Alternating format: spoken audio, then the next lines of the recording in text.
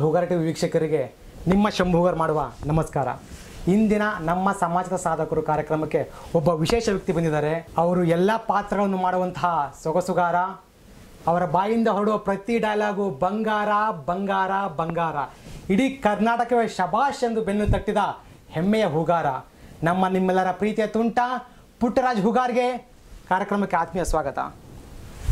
Madam, ನಿಮಗೂ ಕಾರ್ಯಕ್ರಮ ಸ್ವಾಗತ. ಸರ್, ನಿಮಗೂ ಸ್ವಾಗತ. ಸರ್, ಪುಟ್ಟರಾಜ್, 41 ಎಪಿಸೋಡ್ಗಳಷ್ಟು ದೀರ್ಘವಾದ ಪಯಣ.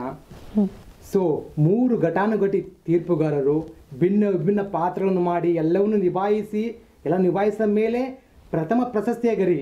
ಸೊ ಹೇಗಿತ್ತು ನಿಮ್ಮ ಆ ಪಯಣ? ತುಂಬ ಚೆನ್ನಾಗಿತ್ತು. ಮೊದಲು ನನಗೆ ಡ್ರಾಮಾ ಅಂದರೆ ಏನು ಅಂತ ಕೂಡ ನಂಗೆ ಗೊತ್ತಿರಲಿಲ್ಲ. ನಾಟಕಗಳನ್ನ ನೋಡೇ ಇರಲಿಲ್ಲ. ಅಂದರೆ ಒಂದು ನಾಟಕಗಳನ್ನ ನೋಡಿದ್ರೆ ಒಂದು ಇದು ಬರುತ್ತೆ, ಹೀಗೆ ಮಾಡಬಹುದು ಅನ್ನೋದು ಒಂದು ಕ್ಯಾಲ್ಕುಲೇಷನ್ ಬರುತ್ತೆ. ನಾನು ನಾಟಕಗಳನ್ನೂ ಕೂಡ ನೋಡಿರಲಿಲ್ಲ, ಫಿಲಮ್ಸ್ಗಳನ್ನೆಲ್ಲ ನೋಡ್ತಾ ಇದ್ದೆ. ನಾನು ನಮ್ಮಣ್ಣ ಸರಿಗಮಪದಲ್ಲಿದ್ದಾಗ ನಾನು ಕೆಲವು ಪ್ರಾಣೇಶ್ವರ ಕಾಮಿಡಿಗಳನ್ನ ಮಾಡ್ತಾ ಇರಬೇಕಾದ್ರೆ ನನ್ನನ್ನು ಜಿ ಜಾತ್ರೆ ಅಂತ ಕರ್ಕೊಂಡು ಹೋಗೋರು. ಹೊಸಪೇಟೆ, ತುಮಕೂರು ಅಲ್ಲೆಲ್ಲ ಕರ್ಕೊಂಡು ಹೋಗಿದ್ರು. ಕಾಮಿಡಿಗಳನ್ನ ಮಾಡಿದ್ದೆ. ಅದೇ ರೀತಿ ಇವನು ಕಾಮಿಡಿ ಮಾಡ್ಬೋದು ಅಂದ್ಬಿಟ್ಟು ಡ್ರಾಮಾ ಜೂನಿಯರ್ಸ್ ಡೈರೆಕ್ಟರ್ ಏನು ಮಾಡಿದ್ರು, ಆಡಿಷನಿಗೆ ಕರೆದ್ರು ಜಿ ಚಾನಲ್ಗೆ. ಹೋದೆ, ಕಾಮಿಡಿ ಏನು ಮಾಡಿದೆ. ಅವ್ರೇನಂದ್ರು, ಕಾಮಿಡಿ ಅಷ್ಟೇ ಅಲ್ಲ, ಸ್ಕಿಟ್ಗಳನ್ನ ಮಾಡಬೇಕು, ನಿನಗೊಂದು ಕಾನ್ಸೆಪ್ಟ್ ಕೊಡ್ತೀನಿ, ಇಲ್ಲೇ ಮಾಡಬೇಕು ಅಂದರು. ಆಯಿತು ಸರಿ ಸರ್, ನಾನು ಮಾಡ್ತೀನಿ ಅಂದೆ. ಆಗ ನೀನು ಉತ್ತರ ಕರ್ನಾಟಕದವನಲ್ವಾ, ನಿಮ್ಮ ಕಡೆ ನಿಮ್ಮಪ್ಪ ಬೆಳೆ ಬೆಳೀತಿರ್ತಾರೆ, ಬರಗಾಲ ಬಂದು ಎಲ್ಲ ಬೆಳೆ ಎಲ್ಲ ನಾಶ ಆಗಿ ಸಾಲ ಮಾಡಿ ಇದಾಗ್ಬಿಟ್ಟು ವಿಷ ಕೂಡ ಸತ್ತೋಗ್ಬಿಡ್ತಾರೆ. ಆಗ ಅದನ್ನ ಕಂಡು ನಿಮ್ಮ ತಾಯಿ ಕೂಡ ನೇಣು ಹಾಕೊಂಡು ಸತ್ತೋಗ್ತಾರೆ ಅಂತ ಹೇಳ್ತಾರೆ. ಸತ್ತೋಗ್ತಾರೆ. ನೀನು ಹೊರಗಡೆಯಿಂದ ಆಟ ಆಡ್ಕೊಂಡ್ಬಂದು ನೋಡ್ತೀಯ, ಆಗ ನೀನು ಹೇಗೆ ಅಭಿನಯಿಸ್ತೀಯ ಅನ್ನೋದು ನಾನು ನೋಡ್ತೀನಿ ಅಂತ ಹೇಳಿದ್ರು. ಆಗ ನಾನು ಅದನ್ನ ಆ್ಯಕ್ಟ್ ಮಾಡಿದೆ, ಚೆನ್ನಾಗಿ ಮಾಡಿದೆ ಅಂದರು. ಡೈರೆಕ್ಟ್ ಸೆಲೆಕ್ಟ್ ಆದರೆ ಅಂದರೆ ಎಲ್ರಿಗೂ 2 ಆಡಿಷನ್ ಮಾಡಿದ್ರು, ನನಗೆ ಒಂದೇ ಆಡಿಷನ್ ಮಾಡಿದ್ರು. ಆಮೇಲೆ ನನಗೆ ಮೆಗಾ ಆಡಿಷನ್ ಕರೆದ್ರಲ್ಲ, ನನಗೆ ಫಸ್ಟ್ ಸಿಕ್ಕಿದ್ದೆ ಮಂಜುನಾಥ್ ಬಡಿಗೇರ್ ಸರ್. ಆಗ ನನಗೆ ಗೊತ್ತಿರಲಿಲ್ಲ ಅವರು ಹೇಗೆ ನಾಟಕಗಳನ್ನ ಮಾಡಿಸ್ತಾರೆ ಅನ್ನೋದು ನನಗೆ ಗೊತ್ತಿರಲಿಲ್ಲ. ನನಗೆ ಒಳ್ಳೆ ಕಾನ್ಫಿಡೆನ್ಸ್ ಇತ್ತು.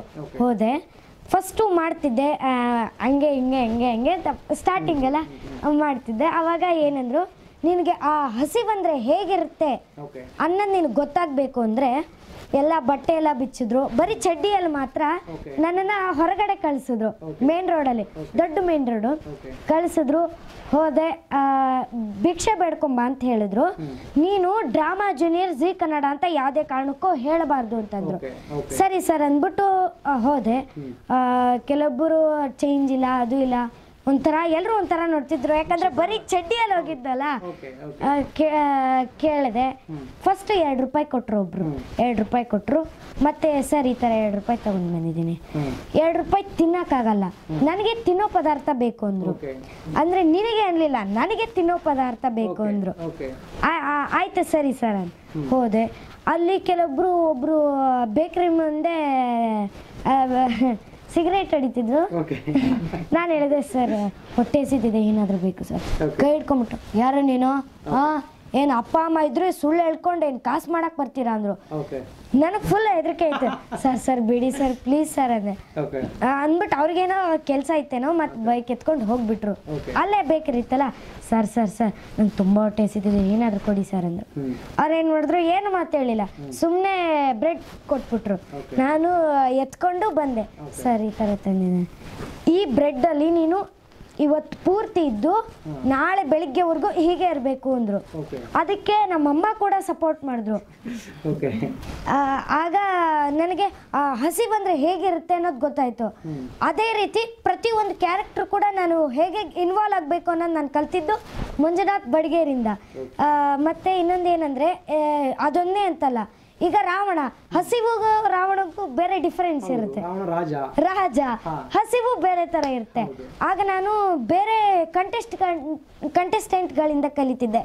ಯಾಕಂದ್ರೆ ಅವ್ರ ಮೈಂಡ್ ಬೇರೆ ಥರ ಇರುತ್ತೆ. ಓ ರಾವಣ ಅಂದರೆ ಹೀಗೆ, ನಮ್ಮದು ಹೀಗಿರುತ್ತೆ. ಅಂದರೆ ಒಬ್ಬೊಬ್ರು ಕ್ಯಾಲ್ಕುಲೇಷನ್ ಬೇರೆ ಇರುತ್ತೆ. ಹಾಗಾಗಿ ಅವರಿಂದ ಕೂಡ ನಾನು ಕಲಿತಿದ್ದೆ. ಈಗ ನನಗೆ ಗೊತ್ತಿರುತ್ತೆ, ಆಗ ನಾನು ಅವ್ರ ಹತ್ರ ಹೋಗ್ಬಿಟ್ಟು ನನಗದು ಬರ್ತಾ ಇಲ್ಲ ಕಣೋ, ಪ್ಲೀಸ್ ನನಗೆ ಅದನ್ನು ಹೇಳ್ಕೊಡ್ತೀಯಾ ಅಂತ ನಾನು ಅದನ್ನು ಕಲಿತಿದ್ದೆ. ನಾನು ಏನು ಮಾಡ್ತಿದ್ದೆ ಅಂದರೆ ಫಸ್ಟ್ಗೆ ಸರಿಗೆ ಮಾಡ್ತಿದ್ದಿಲ್ಲ. ಆಗ ಮೆಂಟರ್ಸ್ಗಳು ಏನು ಮಾಡೋರು ಅದನ್ನ ಇನ್ನೂ ಚೆನ್ನಾಗಿ ಹೇಳ್ಕೊಡೋರು. ಸರಿಗೆ ಮಾಡಿಲ್ಲ ಅಂದಾಗ ಅವರೇ ಚೆನ್ನಾಗಿ ಹೇಳ್ಕೊಡೋರು. ನಾನು ಅದನ್ನು ನೋಡಿಕೊಂಡು ಅದನ್ನು ಮಾಡೋನು.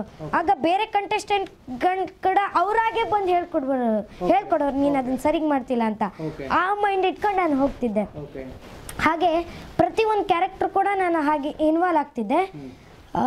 ಸ್ಟೇಜ್ಗೆ ಹೋಗೋಕ್ಕಿಂತ ಮುಂಚೆ ಇನ್ನೊಂದು ಸೀಕ್ರೆಟ್ ಹೇಳ್ತೀನಿ. ನನ್ನ ಯಾರಿಗೂ ಗೊತ್ತಿಲ್ಲ ಇವರಿಗೆ. ನಾನು ಆಂಜನೇಯನ ಇದು ಮಾರ್ತಿದ್ದು ನೆನೆಸ್ಕೊಳ್ತಿದ್ದೆ. ಇದು ಏನಂತಾರೆ ಅದನ್ನ, ಹನುಮಾನ್ ಚಾಲೀಸ್ ಹೇಳ್ಕೊಳ್ತಿದ್ದೆ. ಅದಕ್ಕೆ ನನಗೊಂದು ಧೈರ್ಯ ಬರೋದು.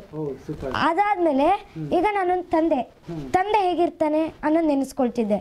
ಆ ಕ್ಯಾರೆಕ್ಟರ್ ಒಳಗೆ ಹೇಗೆ ಇನ್ವಾಲ್ವ್ ಆಗ್ಬೇಕಂದ್ರೆ, ಈಗ ನಾನೊಬ್ಬ ತಂದೆ, ನನಗೆ ಹೆಂಡತಿ ಇದ್ದಾಳೆ, ಮಗಳು ಅಮೇರಿಕದಲ್ಲಿದ್ದಾಳೆ, ಮಗ ಈಗ ತಾನೇ ಸತ್ತೋದ. ನನಗೆಷ್ಟು ದುಃಖ ಆಗಬೇಡ, ಅಷ್ಟು ಪ್ರೀತಿಯಿಂದ ಮಗ ನನ್ನ ನೋಡ್ಕೊಂಡವನು, ಆ ಥರ ನನ್ನೊಳಗೆ ನಾನು ಕ್ಯಾಲ್ಕುಲೇಷನ್ ಪ್ರವೇಶ ಮಾಡ್ಕೊಳ್ತಿದ್ದೆ. ಇದೇ ರೀತಿ ನನಗೆ ಆ ವಿನ್ನರ್ ಅನ್ನೋ ಪಟ್ಟ ತಗೊಳ್ಳೋಕ್ಕೆ ತುಂಬ ಎಲ್ಲರೂ ಪರಿಶ್ರಮ ಇದೆ. ಅಂದರೆ ಸುಮ್ಮನೆ ಇದು ಆಗಿಲ್ಲ. ಒಬ್ಬರ ಡೈರೆಕ್ಟರ್ ಆಗಿರ್ಬೋದು, ಅಸಿಸ್ಟೆಂಟ್ ಡೈರೆಕ್ಟರ್ ಆಗಿರ್ಬೋದು, ಸ್ಕ್ರಿಪ್ಟ್ ರೈಟರ್ಸು, ಆಮೇಲೆ ಮೆಂಟರ್ಸ್ಗಳು ತುಂಬ ಸಹಾಯ ಮಾಡಿದ್ದಾರೆ. ಆಮೇಲೆ ಅಲ್ಲಿ ನನಗೆ ಅಂಬಿಕಾ, ಆಶಾ ಅಂತ ಅವರು ನೋಡ್ಕೊಳ್ಳೋರು ನಮ್ಮನ್ನು, ಅವರು ಕೂಡ ನಮ್ಮನ್ನು ತುಂಬ ಸಹಾಯ ಮಾಡಿದ್ದಾರೆ. ಆಮೇಲೆ ಒಂದು ಪ್ರೊಡಕ್ಷನ್ನು, ಆಮೇಲೆ ಪ್ರಾಪರ್ಟೀಸ್, ನಾವು ಕೂತ್ಕೊಳ್ಳೋದಾಗಲಿ ಅಥವಾ ಸೈಡ್ಗೆ ಬಾಗಿಲು ಅಥವಾ ಚೇರ್ಗಳನ್ನ ಮಾಡೋ ಪ್ರಾಪರ್ಟೀಸರು ಅವರು ನನಗೆ ತುಂಬ ಸಹಾಯ ಮಾಡಿದ್ದಾರೆ. ಆಮೇಲೆ ನಾನೀಗ ರಾವಣ ಆ ಗೆಟಪ್ ಕಾಣಬೇಕಂದ್ರೆ ನನಗೆ ಹೆಲ್ಪ್ ಮಾಡಿದ್ದು ಅಂದರೆ ಮೇಕಪ್ ಮ್ಯಾನ್ಗಳು. ಆ ಗೆಟಪ್ ನನ್ನ ರಾವಣ ಅನ್ನಿಸ್ಬೇಕಲ್ಲ, ಅವರು ಕೂಡ ನನಗೆ ತುಂಬ ಅಂದರೆ ತುಂಬ ಸಹಾಯ ಮಾಡಿದ್ದಾರೆ. ಅವ್ರಿಗೆಲ್ರಿಗೂ ಕೂಡ ನಾನು ತುಂಬ ಥ್ಯಾಂಕ್ಸ್ ಹೇಳೋಕ್ಕೆ ಇಷ್ಟಪಡ್ತೀನಿ. ಮತ್ತು ನಾನು ಜಡ್ಜಸ್ ಹೇಳೋಕ್ಕೆ ಇಷ್ಟಪಡಬೇಕು ಅಂದರೆ, ಎಲ್ಲರೂ ಕೂಡ ಸ್ಟ್ರೈಟಾಗಿ ಹೇಳೋರು, ನೀನು ಅದನ್ನು ಸರಿಗೆ ಮಾಡಿಲ್ಲ, ಅದನ್ನು ಸರಿಗೆ ಮಾಡ್ಕೋಬೇಕು ಅಂತ ಹೇಳೋರು. ಅದು ನನಗೆ ತುಂಬ ಖುಷಿ ಅನಿಸ್ತಿತ್ತು. ಯಾಕಂದರೆ ನೆಕ್ಸ್ಟ್ ಟೈಮ್ ಆ ತಪ್ಪು ಆಗಬಾರ್ದು ಅಂತ. ಅದೇ ರೀತಿ ನಾನು ವಿಜಯ್ ರಾಘವೇಂದ್ರ ಸರ್, ಯಾಕಂದರೆ ಅವರು ಸ್ಟ್ರೈಟಾಗಿ ಹೇಳೋರು. ಈಗ ಲಕ್ಷ್ಮೀ ಮ್ಯಾಮ್ ಆದರೆ ನಮಗೆ ಒಂಥರ ಹಿಡ್ದು ಹೇಳೋರು. ವಿಜಯ್ ರಾಘವೇಂದ್ರ ಆಗಲ್ಲ, ಇವನು ಕರೆಕ್ಟ್ ಮಾಡ್ತಾನೆ, ಈ ಮಾಡಿದ ತಪ್ಪು ನೆಕ್ಸ್ಟ್ ಮಾಡಬಾರ್ದು ಅಂತ ಅವ್ರು ಹೇಳ್ಬಿಡೋರು. ಅದು ನನಗೆ ಖುಷಿ ಅನಿಸೋದು. ನೈಸ್. ಅವತ್ತೇನೋ ದಮ್ ಹೊಡಿದಲ್ಲ, ದಮ್ ಹೊಡಿಬೇಕಾದ್ರೆ ನೀವು ಹುಡುಗರಿದ್ರಲ್ಲ, ಆ ಹುಡುಗರು ಚಿನ್ನರ್ ಆಗಿದೆ ನೋಡಿ, ಅವ್ರಿಗೆ ಗೊತ್ತಾಗುತ್ತೆ ಮಾಡ್ತಾರೆ. ಸೊ ಹಾಗೆ ಇಷ್ಟೊಂದು ಭಿನ್ನ ಪಾತ್ರಗಳಲ್ಲಿ ಅಭಿನಯ ಮಾಡಿದ್ದೀರಾ, ಪ್ರತಿಯೊಂದೆಲ್ಲ ಸುಮಾರು ಅಭಿನಯಿಸಿದ್ದೀರಾ. ಸೊ ನಿಮ್ಮ ಫ್ಯಾಮಿಲಿಯಿಂದ ಸಪೋರ್ಟ್ ಆಗಿತ್ತು ನಿಮಗೆ? ನಿಮ್ಮ ಅಣ್ಣ ಇರ್ಬೋದು, ನಿಮ್ಮ ತಾಯಿಯಿಂದ ಇರ್ಬೋದು, ಹೇಗೆ ಸಪೋರ್ಟ್ ಇತ್ತು? ತುಂಬ ಅಂದರೆ ತುಂಬ ಸಪೋರ್ಟ್ ಮಾಡಿದ್ದಾರೆ ನನ್ನ ಫ್ಯಾಮಿಲಿ ಕೂಡ. ನಾನು ಮೊದಲನೇದಾಗಿ ನಮ್ಮ ಅಮ್ಮಂಗೆ ಥ್ಯಾಂಕ್ಸ್ ಹೇಳೋಕ್ಕೆ ಇಷ್ಟಪಡ್ತೀನಿ. ಯಾಕಂದರೆ ನಾನು ಫಿನಾಲೆವರೆಗೂ ನನ್ನ ಅಲ್ಲಿವರೆಗೂ ತೊಗೊಂಡೋಗಿದ್ದೆ ನಮ್ಮಮ್ಮ ಅಂತ ಹೇಳಕ್ಕೆ ಇಷ್ಟಪಡ್ತೀನಿ.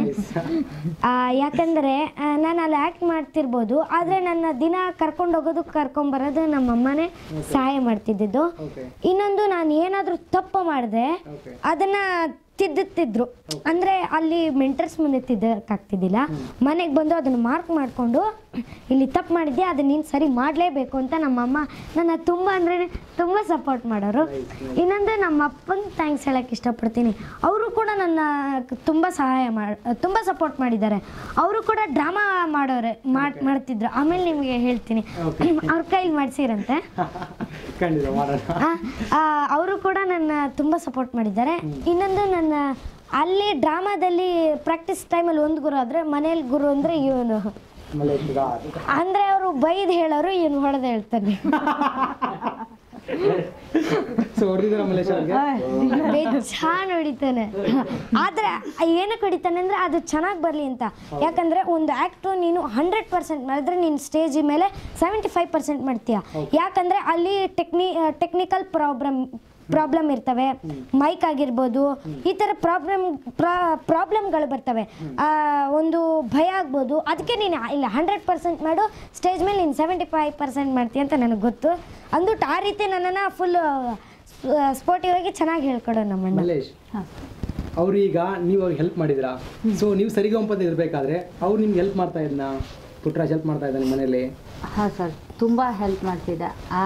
ಅಂದರೆ ನಾನು ಸರಿಗಮಪದಲ್ಲಿ ಮೆಗಾ ಆಡಿಷನ್ಗೆ ಸ್ಟಾರ್ಟಿಂಗ್ ಸೆಲೆಕ್ಟ್ ಆದ. ಇವನು ಸೆಲೆಕ್ಟ್ ಆದ. ಇವನು 30 ಕಂಟೆಸ್ಟೆಂಟಲ್ಲಿ ಸೆಲೆಕ್ಟ್ ಆದ. 30ರಲ್ಲಿ 15ರಲ್ಲಿ ನಾನು ಸೆಲೆಕ್ಟ್ ಆದೆ. ಆಮೇಲೆ ಇವನು ಸೆಲೆಕ್ಟ್ ಆಗಲಿಲ್ಲ. ಅದೊಂದು ರೀತಿಲಿ ಬೇಜಾರು. ಅದರಲ್ಲಿ ಇವನು ಏನಂದರೆ ಕೇಳಿದ್ರು ಅವರು ಜಡ್ಜಸ್, ನೀನು ಇರ್ತೀಯಾ ಅಥವಾ ನಿಮ್ಮ ಅಣ್ಣ ಇರೋಕೆ ಇಷ್ಟಪಡ್ತೀಯ? ನಮ್ಮ ಅಣ್ಣನೇ ಇರಲಿ ಅಂತಂದ. ಅದು ಒಂದು ಮನ ಮುಟ್ಟುವಂಗೆ ಇದು ಎಲ್ರಿಗೆ ಒಂದು ರೀತಿಲಿ ಇದಾಯ್ತು. ಅಂದ್ರೆ ಅವರು ವಿಜಯ್ ಪ್ರಕಾಶ್ ಸರ್ ಹೇಳಿದ್ರಲ್ಲಿ ಇದರಲ್ಲಿ ಏನು, ನೀನು ಸರಿಗಮಪ ಅನ್ನುವಂಥ ವೇದಿಕೆಯಲ್ಲಿ ಸೆಲೆಕ್ಟ್ ಆಗಲಿಲ್ಲ ಅಂದ್ರೆ ಅದಕ್ಕಿಂತ ದೊಡ್ಡ ವೇದಿಕೆ ನಿನಗೆ ಅದು ಬಂದಿದೆ ಅಂತೇಳಿ ಅದರಲ್ಲಿ ಹೇಳಿದ್ರು ಅವರು.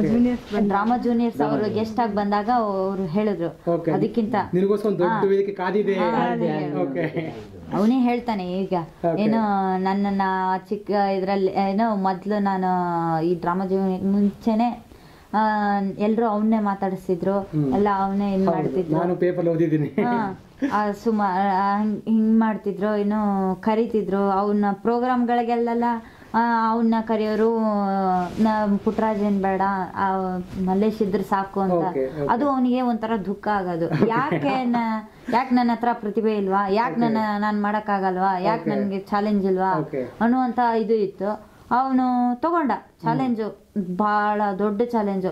ಹಾಡೋದಂದ್ರೆ ಸುಮ್ಮನೆ ಒಂದು ಸ್ಕ್ರಿಪ್ಟ್ ಒಂದು 4 ಚರಣಗಳು ಹಾಡೋದು, ಒಂದು ಪಲ್ಕಗಳು ಹೊಳಕ್ಕೆ, ಒಂದು ಕಂಠದಲ್ಲಿ ಇದನ್ನು ಮಾಡೋದು, ಇದು ಮಾಡೋದು ಒಂದಾದ್ರೆ, ಅದಕ್ಕಿಂತ ದೊಡ್ಡ ಚಾಲೆಂಜ್ ಅಂದ್ರೆ ನಾಟಕ. ಈ ನಾಟಕದಲ್ಲಿ ಹಾಡು, ಒಂದು ಡ್ಯಾನ್ಸು, ಒಂದು ಸ್ಕ್ರಿಪ್ಟು, ಒಂದು ಅಭಿನಯ, ಅದರಲ್ಲಿ ಒಂದು ಎಕ್ಸ್ಪ್ರೆಷನ್, ಅದರಲ್ಲಿ ಒಂದು ನಾನು ಅಲ್ಲಿಂದ ಇಲ್ಲಿಗೆ ಬರ್ತೀನಿ, ನಾನು ವಾಯ್ಸ್ ಮಾಡ್ಯುಲೇಷನ್, ಅಲ್ಲಿಂದ ಇಲ್ಲಿಗೆ ಬರ್ತೀನಿ ಅಂದ್ರೆ ಅದನ್ನ ನೆನ್ಪಿಟ್ಕೋಬೇಕು. ಬಾಡಿ ಲ್ಯಾಂಗ್ವೇಜು, ಒಂದು ಶೈಲಿ, ಆ ಒಂದು ಅಭಿನಯದಲ್ಲಿರುವಂಥ ಪಾತ್ರದಲ್ಲಿರುವಂತಹ ಒಂದು ಆ ಕಳೆ, ನೀನು ಒಂದು ಏನು ಒಂದು ಬಹುರೂಪಿಗಳು ಮಾಡ್ದ, ಮತ್ತೆ ಅಲ್ಲ ಅದ್ಭುತವಾದ ಬಹುರೂಪಿಗಳು ಅಂದರೆ ಈಗ ಹಗಲು ವೇಷಧಾರಿಗಳು ಅವನು ಭಾಳ ಇದು ಮಾಡ್ದ. ಅದರಲ್ಲಿ ಮರ್ತು ಎಲ್ಲ ಇದು ಅವನು ಕ್ಯಾರೆಕ್ಟ್ರಲ್ಲಿ ಇನ್ವಾಲ್ವ್ ಆಗೋವಂಥ ಇದು ಇದೆಯಲ್ಲ, ಅದು ಭಾಳ ಹಾಡಿಗಿಂತ ಭಾಳ ಕಷ್ಟ ನಾಟಕ ಅಂತ ಹೇಳಕ್ ಇಷ್ಟಪಡ್ತೀನಿ. ನಾ ಅಂದರೆ ಅದಕ್ಕಿಂತ ದೊಡ್ಡ. ಈಗ ನಿನಗೆ ಚಾನ್ಸ್ ಸಿಕ್ಕಿದ್ರೆ ನೀನು ಯಾವ ಥರ ಮಾಡ್ತಾ ಇದ್ದಮ್ಮ? ಮಾಡಿ ಅಂದರೆ ಒಂದು ಇದರಲ್ಲಿ ಏನು ಅಭಿನಯ ಮಾಡಿದ್ದೆ, ಪೇರೆಂಟ್ ರೌಂಡ್ ಅಂತೇಳಿ ನನಗೊಂದು ಚಾನ್ಸ್ ಕೊಟ್ಟಿದ್ರು, ಅದರಲ್ಲಿ ಮಾಡಿದ್ದೆ. ನನಗೆ ಎಷ್ಟಾಗುತ್ತೋ ಅಷ್ಟು ಪರಿಶ್ರಮ ಇಟ್ಟು ಮಾಡಿದ್ದೆ. ಅದರಲ್ಲಿ ಹೆಚ್ಚ ಫೇಮಸ್ ಆದ ಒಂದು ಆಕ್ಟ್ ಪಂಡಿತ ಪಂಚಾಕ್ಷರಿ ಗವಾಯಿಗಳ ಗದಗಿನ ಪಂಡಿತ ಗವಾಯಿಗಳವರ ಒಂದು ಪಾರ್ಟ್ ಅಲ್ಲಿ ಇವನು ಮಾಡಿದ್ದ ಪಂಚಾಕ್ಷರಿಗಳು. ಅವ್ರ ಅಣ್ಣನಾಗಿ ಗುರುಬಸವ ಅಂತ ಹೇಳಿ ನಾನು ಮಾಡಿದ್ದೆ. ಮಾಸ್ಟರ್ ಅನ್ನೊಂದು ಹಾನಗಲ್ಲ ಕುಮಾರಸ್ವಾಮಿಗಳಂತ ಹೇಳಿ ಮಾಡಿದ್ರು. ಹೀಗೆ ಸರಿಗಮಪದಲ್ಲಿ ಇವನು 30ರಲ್ಲಿ ಸೆಲೆಕ್ಟ್ ಆಗಲಿಲ್ಲ, ನಾನು ಸೆಲೆಕ್ಟ್ ಆದೆ.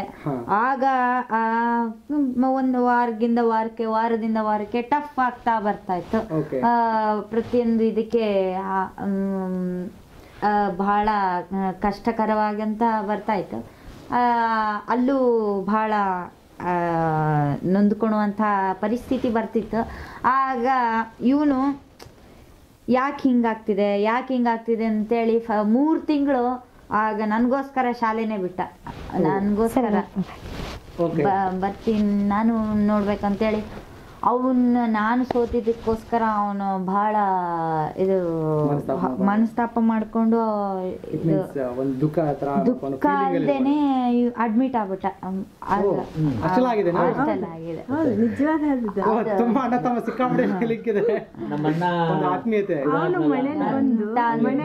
ಸಾಮಾನೆಲ್ಲ ಒದೆಯೋದು ಕೆಡೋದು. ಅದು ಮನೆಯಲ್ಲಿ ನಾ ಒಂದು ಶೂಟಿಂಗ್ ಮುಗಿದ ತಕ್ಷಣನೇ ನಾವು ಒಂದು ಎಪಿಸೋಡ್ ಏನಾರ ಬೇಜಾರಾಯಿತು ಅಂದ್ಕೊಂಡ್ರೆ ಮನೇಲಿ ಬಂದು ಏನೇನೋ ಒಡೆದಾಕೋದು, ಏನೇನೋ ಇದನ್ನ ಮಾಡೋದು, ಗೋಡೆ ಒದಿಯೋದು, ಏನು ಸಿಟ್ಟಿತ್ತೋ ಏನೋ, ಏನಿದೆ ಇತ್ತೇನೋ, ಯಾರ ಮೇಲೆ ಇದನ್ನ ತೋರಿಸ್ಕೊಂಡ್ರೆ ಬಹಳ ಇದನ್ನ ಏನು ಅನ್ನುವಂಥ ಇದು ನನ್ನ ವಸ್ತುಗಳ ಮೂಲಕ ಯಾರಿಗೆ ಇದು ತುಂಬಾ ಕೇರ್ಲೆಸ್.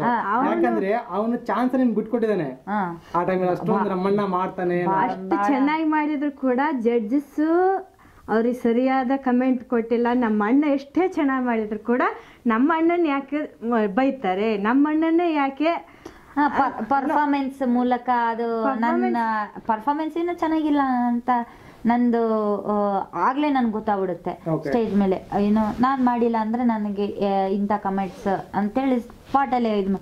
ಸೊ ಈ ಹಾಡಲ್ಲಿ ಇದು ಸರಿ ಬರಲಿಲ್ಲ, ಇದು ಸರಿ ಬರಲಿಲ್ಲ, ಹಾಡ್ಬೇಕಾದ್ರೆ ಅದು ಮೈಂಡಲ್ಲಿ ಗೊತ್ತಾಗ್ಬಿಡುತ್ತೆ. ಅದು ಇವನಿಗೆ ಆ ಥರ ಇದು ಬಂದ್ಬಿಡ್ತು. ಹಾಸ್ಪಿಟ್ಲಿಗೆ ಅಡ್ಮಿಟ್ ಆಗಿ ಬಹಳ ತೊಂದರೆ ಆಯ್ತು. ಗೊತ್ತಿರ್ಲಿಲ್ಲ, ಹೇಳಿಲ್ಲ, ಬಹಳ ತೊಂದರೆ ಆಯ್ತು. ಹೀಗಾಗಿ ಮುಂದೆ ಬರ್ತಾ ಬರ್ತಾ ಅವನು ಪ್ರಾಣೇಶ್ ಅವರ ಕಾಮಿಡಿಗಳು ಔಟ್ಸೈಡ್ ಇದರಲ್ಲಿ ಮಾಡ್ತಿದ್ದ ಕಾರ್ಯಕ್ರಮಗಳಲ್ಲಿ.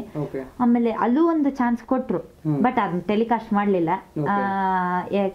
ಕೆಲವು ಅದರಲ್ಲಿ ನಮ್ಮ ಕಡೆ ಉತ್ತರ ಕನ್ನಡ ಹುಚ್ಚೊಳೆ ಮಗನ ಹಂಗಂತೇಳಿ ಅದು ಇದು ಇರೋದ್ರಿಂದ ಭಾಳ ಇದು ಇನ್ ಮಾಡೋಕ್ಕಾಗಲಿಲ್ಲ ಅಂದ್ಬಿಟ್ಟು ಇಲ್ಲಿ ನಮ್ಮ ಕಡೆ ಜಾತ್ರೆಗಳಂತ ಹೇಳಿ ಮಾಡ್ತಿದ್ರು, ಜಾತ್ರೆಗಳು ಹಬ್ಬಗಳಂತ ಹೇಳಿ ಮಾಡ್ತಿದ್ರು. ಇದರಲ್ಲೆಲ್ಲ ಅವನಿಗೆ ಆ್ಯಕ್ಟ್ ಮಾಡೋಕ್ಕೆ ಚಾನ್ಸ್ ಕೊಡ್ತಿದ್ರು.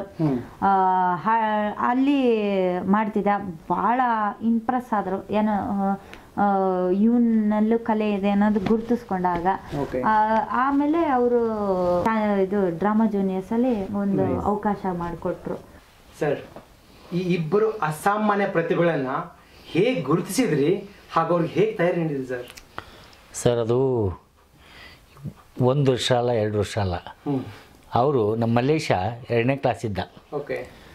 ಆಮೇಲೆ ನಮ್ಮ ಪುಟ್ಟರಾಜು 1ನೇ ಕ್ಲಾಸ್ ಇದ್ದ. ನಾವೇನು ಇವ್ರನ್ನ, ಯಾಕಂದರೆ ನಾನು ಸಿಂಗರು, ನಾನು ಕಲಾವಿದ ಇರ್ಬೋದು, ಆದರೆ ನನಗೆ ಬ್ಯಾಕ್ ಸಪೋರ್ಟ್ ಇರಲಿಲ್ಲ, ಸಹಾಯ ಇರಲಿಲ್ಲ ಅಂತ ಇದಿತ್ತು. ಆವಾಗ ಏನೋ ಅದು ಬೇರೆ. ಆದರೆ ಏನಪ್ಪ ಅಂದರೆ ಇವ್ರ ಕಲೆನ ಗುರುತಿಸಿದ್ದು ಒಂದೇ ಒಂದು ಮಾಧ್ಯಮ, ನನ್ನ ಆರಾಧ್ಯ ದೈವ ಪುಟ್ಟರಾಜ ಗವಾಯಿಗಳು, ಪಂಚಾಕ್ಷರ ಗವಾಯಿಗಳು. ಅಂದರೆ ನಮ್ಮ ಅವರು ಒಂದು ಈ ನಮ್ಮ ಈ ಚಿಂದೋಡಿ ಲೀಲಾ ಅವರು ಒಂದು ಚಿಂದೋಡಿ ಬಂಗಾರೇಶ್ ಅವರು ಪಂಚಾಕ್ಷರಿ ಗವಾಯಿಗಳು ಅನ್ನುವಂಥ ಒಂದು ಚಲನಚಿತ್ರನ ನಿರ್ಮಾಣ ಮಾಡಿದರು. ಅಂದರೆ ಪಂಚಾಕ್ಷರಿ ಗವಾಯಿಗಳು, ಪುಟ್ಟರಾಜ ಗವಾಯಿಗಳು ನಮ್ಮ ರೋಣ ತಾಲೂಕಿನ, ನಮ್ಮ ರೋಣ ತಾಲೂಕು ಆವಾಗ ಧಾರವಾಡ ಡಿಸ್ಟಿಕ್ ಇತ್ತು, ಈ ಗದಗ ಡಿಸ್ಟಿಕ್ ಆಗಿದೆ. ಅಲ್ಲಿ ನಮ್ಮೂರು ಅಂದರೆ ಪುಟ್ಟರಾಜ ಗವಾಯಿಗಳಿಗೆ ಒಂದು ತವ್ರ ಮಣಿ ಇದ್ದ ಹಾಗೆ. ತವ್ರ ಮನೆಯಾಗೆ ನನಗೆ ಅವ್ರು ಕಂಡ್ರೆ ತುಂಬ ಪ್ರೀತಿ, ಭಕ್ತಿ ನಮಗೆ. ನಾನು ಈ ಪಂಚಾಕ್ಷರಿ ಗವಾಯಿಗಳು ಫಿಲಮ್ ನೋಡ್ಕೊಂಬಂದು ಆ ಸಿ ಡಿ ತೊಗೊಂಬಂದೆ. ಸಿ ಡಿ ತೊಗೊಂಬಂದಾಗ ಈ ಇದರಲ್ಲಿ ಸಿ ಡಿಯಲ್ಲಿ ಹಾಕಿದಾಗ ಸಿ ಡಿ ಫಿಲಮ್ ಹಾಕಿದಾಗ ಹಾಗೆ ದಿನ ಅದು ಯಾವಾಗಲೂ ನಮ್ಗೆ ಎಷ್ಟು ಸರಿ ನೋಡಿದ್ರು ಬೇಸರ ಅನಿಸ್ತಿಲ್ಲ. ದಿನ ಹಾಕ್ತಾ ಇದ್ದಿದ್ದೆ. ಇವರು ಏನು ಮಾಡ್ತಾಯಿದ್ರು, ಅದು ಏನಿದೆ ಅಲ್ಲ ಅದು ಹಾಡುಗಳು, ನೀಡು ಶಿವ ನೀಡದಿರು ಶಿವ, ಅದೊಂದು ಮಣ್ಣಿಂದ ಕಾಯ ಮಣ್ಣಿಂದ ಅದೊಂದು, ಆಮೇಲೆ ಇನ್ನೂ ಹಲವಾರು ಭೂಮಂಡ ಅವು ಏನು ಹಾಡ್ದವು ಪಂಚಾಕ್ಷರಿ ಗವಾಯಿಗಳ ಹಾಡಿನಲ್ಲಿ ಅದನ್ನು ಚೆನ್ನಾಗಿ ಹಾಡಕತ್ತಿದ್ರು. ಸೇಮ್ ಹಾಗೆ ಹಾಡಕತ್ತಿದ್ರು. ಹಾಗೆ ಹಾಡಕತ್ತ ತಕ್ಷಣ ನಾನು ನಮ್ಮ ಧರ್ಮಪತ್ನಿಗೆ ಹೇಳಿದೆ, ಎಷ್ಟು ಚೆನ್ನಾಗಿ ಹಾಡ್ತಾರೆ ಇವರು, ಏನು ಮಾಡೋದು ಅಂತ. ಏನು ಮಾಡಿ ಸಂಗೀತಕ್ಕೆ ಹಾಕ್ಬಿಟ್ಟು ಕಣೆ ಅಂದೆ. ಅಂದ ತಕ್ಷಣ ಹೌದ್ರಿ ಅವನು ಆಯ್ತಂತ. ಇಲ್ಲೇ ಬ್ಯಾಂಕ್ ಕಾಲೋನಿ ಇದೆ, ಸೌದಾಮಿನಿ ಕಲ್ಯಾಣ ಮಂಟಪದಲ್ಲಿ ಬ್ಯಾಂಕ್ ಕಾಲೋನಿ ಇದೆ. ಅಲ್ಲೊಬ್ಬರು ಜ್ಯೋತಿ ಮೇಡಮ್ ಅಂತ, ಹೌದು, ಕರ್ನಾಟಕ ಸಂಗೀತಗಾರರು, ಅವ್ರು ಡ್ಯಾನ್ಸರು, ಅವ್ರು ಇಸ್ಕಾನ್ನಲ್ಲಿ ಡ್ಯಾನ್ಸ್ ಮಾಡ್ತಾಯಿದ್ರು. ಅವರು 1 ವರ್ಷ ಹೋಗಿ ಬರೀ ಸರಳಿಗಳು ಅದನ್ನು ಹಾಕ್ತಾಯಿದ್ರು ಹೇಳ್ತಾಯಿದ್ರು, ಅವರು ಕಲಿಸ್ತಾಯಿದ್ರು. ಒಂದು ವರ್ಷ ಅಲ್ಲೇ ಕರೆಕ್ಟಾಗಿ ಕಲಿಸಿದ್ವಿ. ಅದಾದ ತಕ್ಷಣ ಬರೀ ಸರಳಿಗಳು ಕಲಿತಾರೆ. ಆಮೇಲೆ ಆದರ್ಶ ಸುಗಮ ಸಂಗೀತ ಅನ್ನುವಂಥದ್ದು ಕಿಕ್ಕೇರಿ ಕೃಷ್ಣಮೂರ್ತಿ ಅವ್ರದ್ದು. ಅಂದರೆ ಅದಕ್ಕೆ ಸಿ ಅಶ್ವಥ್ ಅವರು, ಆಮೇಲೆ ನಮ್ಮ ಶಿವಮೊಗ್ಗ ಸುಬ್ಬಣ್ಣವರು, ಮಾಲತಿ ಶರ್ಮಾ ಅವರು, ಹಲವಾರು ಸುಮಾರು ದೊಡ್ಡ ಸುಗಮ ಸಂಗೀತ ಕಲಾವಿದರು, ಭಾವಗೀತೆ ಕಲಾವಿದರು. ಅದಕ್ಕೆ ಅಟ್ಯಾಚ್ ಇತ್ತು. ಅಟ್ಯಾಚ್ ಇದ್ದಾಗ ಹೀಗೆ ಮಾಡೋಣ, ಏನಂದರೆ ಸುಗಮ ಸಂಗೀತ ಹಾಕಿಬಿಡೋಣ ಬಸವನ ಗುಡಿಗೆ ಅಂತ ಹೇಳಿದೆ. ಆಮೇಲೆ ನಾನೊಂದು ನಮ್ಮ ಧರ್ಮಪತಿಗೆ ಒಂದು ಕಂಡೀಷನ್ ಹಾಕಿದೆ.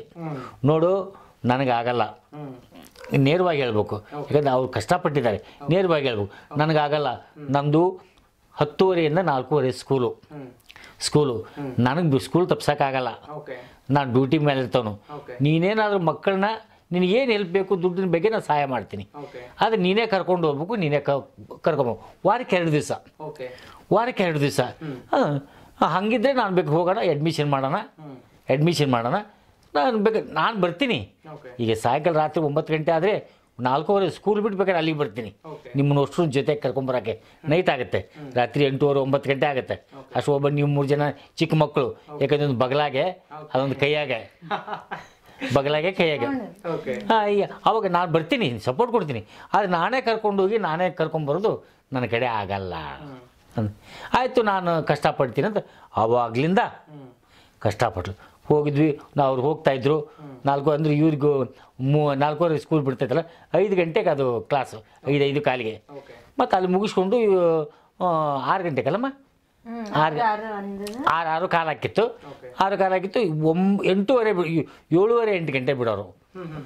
ಮತ್ತು ನಾನು ಸ್ಕೂಲ್ ಮುಗಿಸ್ಕೊಂಡು ನಾನು ಹಂಗೆ ಬರ್ತಿದ್ದೆ. ಸ್ಕೂಲ್ ಮುಗಿಸ್ಕೊಂಡು ಹಂಗೆ ಬರ್ತಿದ್ದೆ. ಬರುವಾಗ ಅಷ್ಟ್ರ ಜೊತೆಗೆ ವಾರಕ್ಕೆ 2 ದಿವಸ, ದಿನ ಅಲ್ಲ, ವಾರಕ್ಕೆ 2 ದಿವಸ. ಆವಾಗ ಹಂಗೆ ಕ್ಲಾಸ್ಗೆ ಒಂದು ಹಂಗೆ ಇವ್ರು ನಮ್ಮ ಮೇಡಮ್ ಅವರು ವೃಂದಾ ಮೇಡಮ್ ಅವರಂತ, ವೃಂದಾ ಮೇಡಮ್ ಅವರು, ಅವ್ರು ಚೆನ್ನಾಗಿ ಕಲಿಸ್ತಾಯಿದ್ರು. ದಿನಕ್ಕೂ ಬದಲಿ ಆದ ನಮ್ಮ ಮಲ್ಲೇಶ, ದಿನಕ್ಕೂ ಬದಲಿ ಆದ. ಆಮೇಲೆ ಅದಾದ ತಕ್ಷಣ ಅಲ್ಲಿ ಕಾರ್ಯಕ್ರಮ ಇಲ್ಲಿ ಕಾರ್ಯಕ್ರಮ ಅವರೇ ಇದನ್ನು ಮಾಡ್ತಾಯಿದ್ರು. ಆಮೇಲೆ ಸಿ ಅಶ್ವಥ್ ಅವರು ಇವನಿಗೆ ಹಾಡು ಕಲಿಸ್ತಾಯಿದ್ರು. ಶಿವಮೊಗ್ಗ ಸುಬ್ಬಣ್ಣ ಅವರು ಇವ್ರಿಗೆ ಹಾಡು ಕಲಿಸಿದ್ದಾರೆ. ಒಂದು ವರ್ಷ ಅವ್ರ ಕೈಯಲ್ಲಿ ಕಲಿತ ಸಿ ಅಶ್ವಥ್ ಅವ್ರ ಕೈಯಲ್ಲಿ. ಅಂದ್ರೆ ಅವರ ಶಿಷ್ಯರು ಅವ್ರ ಹತ್ರನೇ 8 ವರ್ಷ ಇದು ಮಾಡಿದ್ದಾರೆ. ಕಿಕ್ಕೇರಿ ಕೃಷ್ಣಮೂರ್ತಿ ಅಂತೇಳಿ ಅವರು ಎಲ್ಲರ ಬೇರೆ ಕಾರ್ಯಕ್ರಮಕ್ಕೆ ಹೋದಾಗ ಸಿ ಅಶ್ವಥ್ ಅವರು ಮತ್ತೆ ಅಥವಾ ಶಿವಮೊಗ್ಗ ಸುಬ್ಬಣ್ಣ ಅವರು ಬರ್ತಿದ್ರು ಹಾಡಿಗೆ ಮಾಡೋಕ್ಕೋಸ್ಕರ. ಇದಾದ್ಮೇಲೆ ಏನಾಯ್ತು, ಒಂದಕ್ಕಿಂತ ಒಂದು ಬರಲ್ಲ ಸರ್. ಈಗ ಏನು ಕಲಿಸ್ತಾರೆ ಅದು ಪರ್ಫೆಕ್ಟ್ ಆಗಿತ್ತು. ನಮಗಿನ್ನೂ ಖುಷಿ ಆಯಿತು. ಆಮೇಲೆ ಏನೋ ಆ ದೇವರು ಅಂಥ ಒಂದು ನಿರ್ದೇಶಕರನ್ನ, ಅಂಥ ಒಂದು ಸಂಗೀತ ಸಂಯೋಜಕರನ್ನ, ಭಾವಗೀತೆ ಸಂಗೀತ ಬಂದಿದ್ದೇ ಇಷ್ಟು ಪ್ರಚಾರ ಆಗಿದ್ದೆ ಸಿ ಅಶ್ವಥ್ ಅವರು. ಆ ದೇವರು ಅವ್ರನ್ನ ಭಾಳ ದಿವಸ ಇನ್ನೂ ಇರ್ಬೇಕಾ, ಇನ್ನೂ ಅವರಿದ್ದರೆ ನಮ್ಮ ಕರ್ನಾಟಕದಲ್ಲಿ ಸುಗಮ ಸಂಗೀತ ಯಾವ ಮಟ್ಟಕ್ಕೆ ಹೋಗಿತ್ತಂತೂ ಹೇಳೋಕ್ಕಾಗಲ್ಲ. ಆ ವಿಧಿವಶಾತು ಅವ್ರನ್ನ ದೇವ್ರು ಕರ್ಕೊಂಡ್ಬಿಟ್ಟ. ಆಮೇಲೆ ಸಿ ಅಶ್ವಥ್ ಅವ್ರದ್ದು ಇದನ್ನು ಮಾಡಿದರು.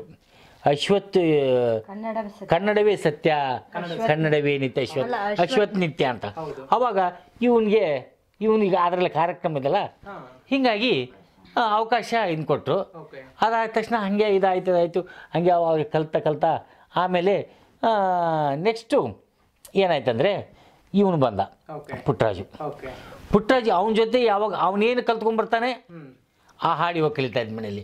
ಅಂದ್ರೆ ಇವನು ಕಲಿಸೋದು.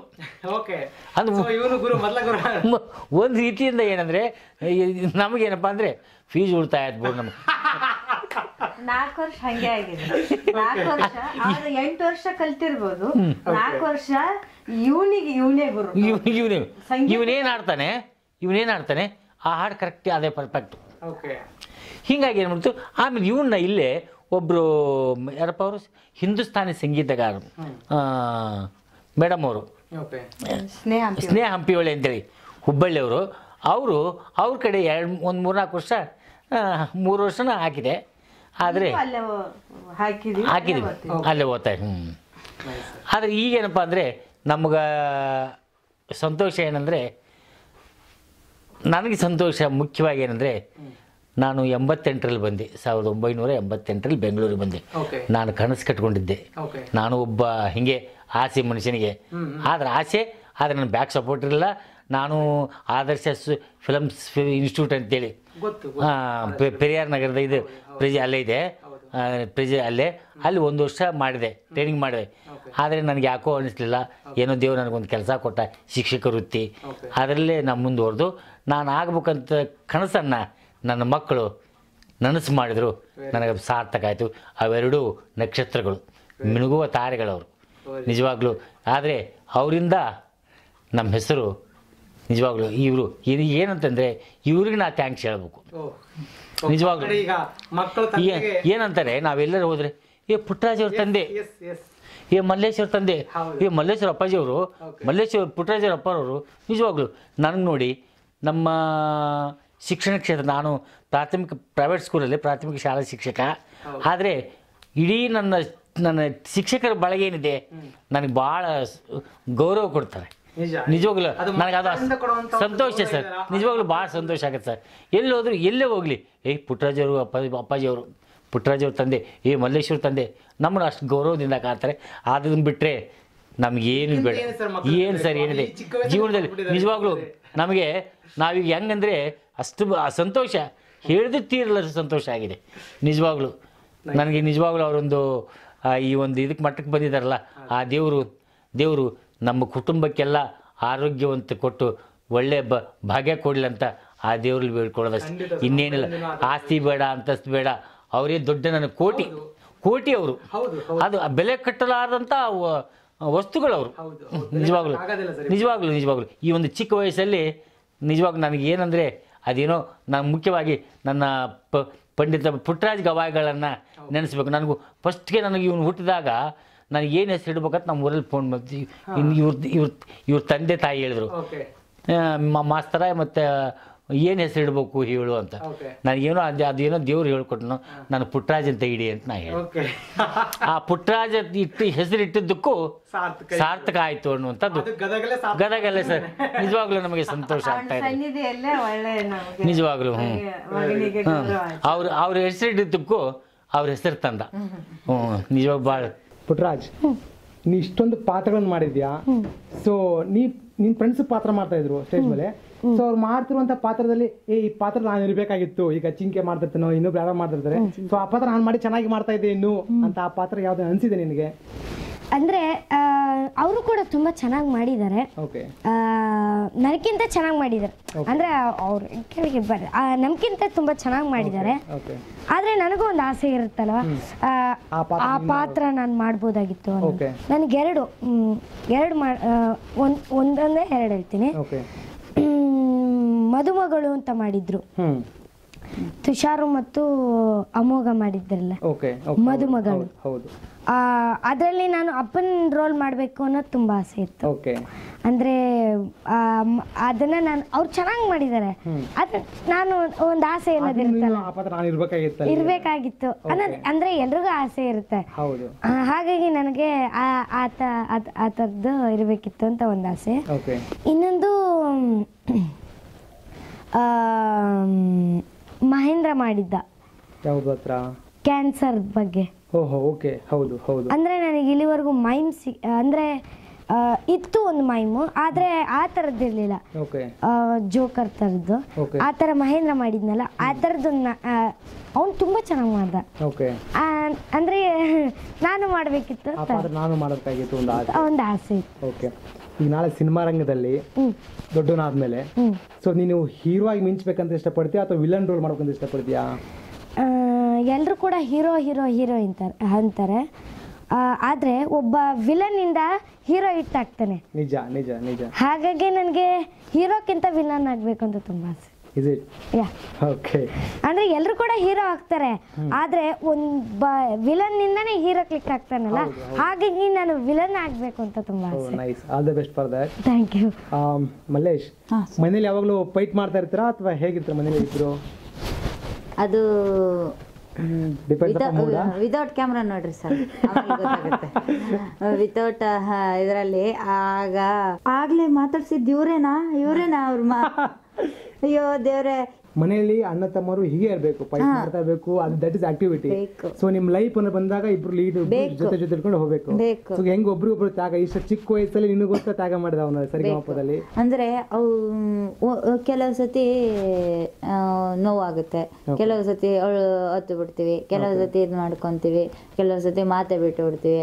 ಅಂದ್ರೆ ಸುಮ್ ಚಿಕ್ಕ ಚಿಕ್ಕ ಚಿಕ್ಕ ವಿಷಯಕ್ಕೆ ಚಿಕ್ಕ ಚಿಕ್ಕ ವಿಷಯ ಅಂದ್ರೆ ಅವನ ಯಾವ ತರ ಅಂದ್ರೆ ಈಗ ಇವನೇನೋ ಬೈತಾನೆ, ನಾನೇನೋ ಅಮ್ಮಂಗೆ ಹೇಳ್ತೀನಿ, ಅಮ್ಮ ಬಂದು ಇವ್ನಿಗೆ ಹೊಡಿತಾರೆ. ಆಗೊಂದು 2 ನಿಮಿಷ ಅಷ್ಟೇ ಮತ್ತೆ ಮಾತಾಡ್ತಿರ್ತೀವಿ, ಅಯ್ಯೋ ಎಂತ ಅಣ್ಣ ತಮ್ಮಂದ್ರು ಬೇಕಪ್ಪ ಪಕ್ಕದ ಮನೆಯವ್ರು ಅನ್ಕೋಬೇಕು. ಅದು 1-2 ನಿಮಿಷ, ಮತ್ತೆ 2 ನಿಮಿಷ ಅವ್ನು ನಾನು ನೋಡಿ ನಾನು ಅವ್ನು ನೋಡಿ, ಅದು 1-2 ನಿಮಿಷ. ಆ ತರ ಒಂದೊಂದ್ ಟೈಮಲ್ಲಿ ಒಂದೊಂದ್ ತರ ಇರ್ತೀವಿ. ಅಂದ್ರೆ ಪ್ರೀತಿಯಿಂದ ಇರ್ತೀವಿ, ಹೊಡೆದಾಡ್ತಿರ್ತೀವಿ, ಆ ತರ ಫ್ರೆಂಡ್ಲಿ ಆಗಿ ಇರ್ತೀವಿ. ಒಂದೊಂದ್ಸತಿ ಇವ್ರು ಅಣ್ಣ ತಮ್ಮಂದ್ರ ಅನ್ಬೇಕು, ಇವನ್ ಯಾರೋ ನನ್ನ ಫ್ರೆಂಡು, ಈಗ ನನ್ನ ಕ್ಲಾಸ್ಮೇಟ್ ಇದ್ದಂಗೆ ಇರ್ತೀವಿ. ಒಂದೊಂದ್ಸತಿ ಶತ್ರುಗಳ ತರ ಆಡ್ತಿರ್ತೀವಿ. ಕ್ಲಾಸ್ಮೇಟ್ ಅಂದ್ರೆ ಬಾರೋ ಹೋಗೋ ಅಂತ ಫುಲ್ ಕ್ಲಾಸ್ಮೇಟ್ ಜೊತೆನೆ ಬೇರೆ ಇರ್ತೀವಿ, ಆ ತರ ಇರ್ತೀವಿ, ಸಮಾನವಾಗಿರ್ತೀವಲ್ಲ ಹಂಗಿರ್ತೀವಿ. ನಮ್ಮ ಇದನ್ನೆಲ್ಲ ಅವನ ಹತ್ರ ಹೇಳ್ಕೊಳೋದು, ಅಂದ್ರೆ ಕೆಲವನ್ನೆಲ್ಲ ಗುಟ್ಟಿ ಇರೋದನ್ನೆಲ್ಲ ಹೇಳ್ಕೊಳಲ್ಲ. ಅಣ್ಣ ಫಿಟ್ಟಿಂಗ್ ಇಟ್ಬಿಡ್ತಾನೆ ಇವನು ಅನ್ನೋ ಇದನ್ನೆಲ್ಲ, ಈ ಗುಟ್ಟಾಗಿರೋದನ್ನ ಹೇಳ್ಕೊಳಲ್ಲ, ಎಲ್ಲ ಹೇಳ್ಕೊಂತೀವಿ. ಅವ್ನು ನಾನು ಹೇಳ್ಕೊಳೋದು ಇವನೇ, ಆ ತರ ಇರ್ತೀವಿ. ಪುಟ್ಟರಾಜ್, ಇಷ್ಟೊಂದು ಪಾತ್ರಗಳಲ್ಲಿ ನಿಮ್ಗೆ ಇಷ್ಟವಾದ ಪಾತ್ರ ಯಾವುದು? ಅದು ಒಂದೆರಡು ಡೈಲಾಗ್ ಹೇಳ್ತೀರಾ? ಸರ್, ಅಂದರೆ ನಂಗೆ ಇಷ್ಟವಾದ ಪಾತ್ರಗಳು ಪಂಚಾಕ್ಷರಿ ಗವಾಯಿಗಳು, ಮತ್ತೊಂದು ಹರಿಕತೆ. ಓಕೆ.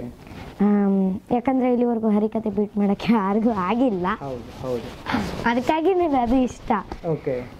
ನಾನು ಹರಿಕತೆ ತಂದೆ.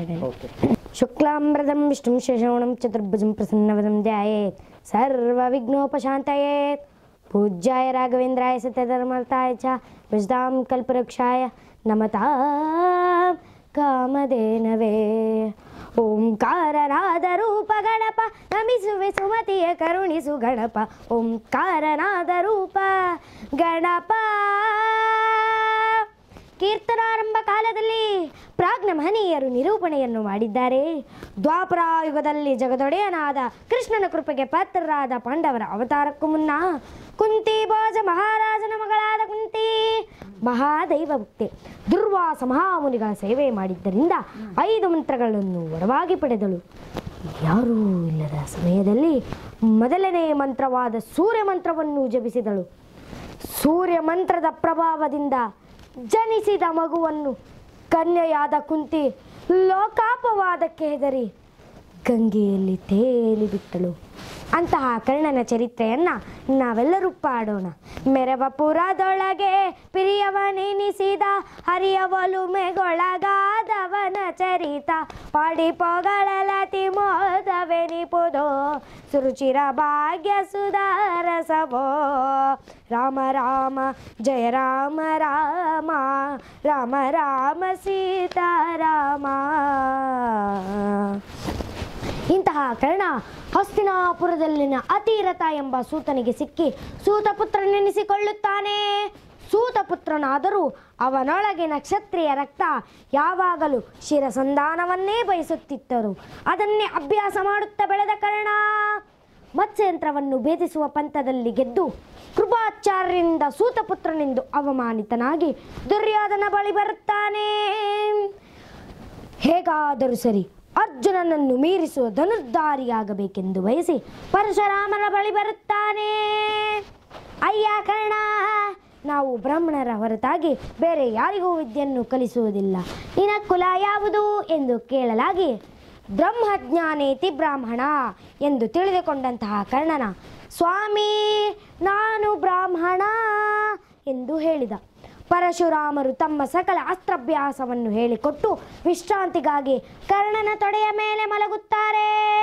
ಇದೇ ಸಮಯವನ್ನು ಕಾಯುತ್ತಿದ್ದ ದೇವೇಂದ್ರ ತನ್ನ ಮಗನಿಗಿಂತ ಇವನೆಲ್ಲಿ ಕೀರ್ತಿವಂತನಾಗಿ ಬಿಡುತ್ತಾನೋ ಎಂದು ಭಾವಿಸಿ ದುಂಬು ಹೊಳೆಯಾಗಿ ಬಂದು ಕರ್ಣನ ತೊಡೆಯನ್ನು ಕೊರೆದು ಪರಶುರಾಮರ ನಿದ್ರಾಭಂಗ ಮಾಡುತ್ತಾನೆ.